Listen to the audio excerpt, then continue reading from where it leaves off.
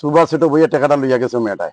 তখনও সালমা বেগম আসিলা। স্বামীর নাম হইল নেওয়ার মিয়া। তারা এই মহিলাদের চিনে না, আমরা কোনো চিনা জানা নাই। তারা লইয়া বাড়ি বাড়ি আটিছেন, সব কিছু তারা করছেন।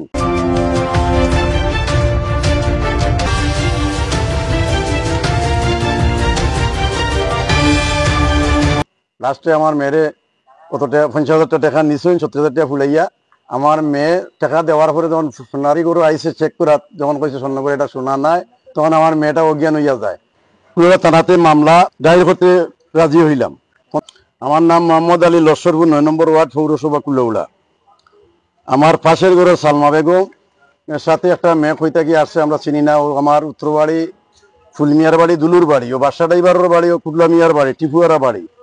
এই স্বর্ণ ব্যস্ত করে তদন্ত করছে, সালমা বেগমের লইয়া গেছেন। লাস্টে আমার বাড়িতে আসছেন, আসা পরে বলছেন যে এক রতি কম 8 আনা সোনা, 70,000 টাকা দাম। তো আমার মেয়ে সরল সুদা বুঝে নাই, ওই বিদেশ থেকে টাকা নাইয়া বিকাশ থেকে টাকা উঠাইয়া দিছে 50,000 টাকা। পরবর্তীতে বলছে যে 20,000 টাকা বেটে দিব আইয়া। এখন আমি যখন জকিগঞ্জে আসছে, শুনলাম আমার মেয়েটা অজ্ঞান, দেখি আমি পুরো থানাতে মামলা দায়ের করতে রাজি হইলাম, অভিযোগপত্র করিলাম আমি। ও টাকাটা দিতে সময় আপনার ভিডিও আমার মেয়ের সইতে আছে, টাকাটা মেয়ের সাথে দেওয়া হয়েছে যেন। এরপরে আমার বাটাই বইয়া সুবা সেটো বইয়া টাকাটা লইয়া গেছে মেয়েটায়। তখনও সালমা বেগম আসিলা। স্বামীর নাম হইল নেওয়ার মিয়া। তারা এই মহিলাদের চিনে না, আমরা কোনো চিনা জানা নাই। তারা লইয়া বাড়ি বাড়ি আটিছেন, সব কিছু তারা করছেন।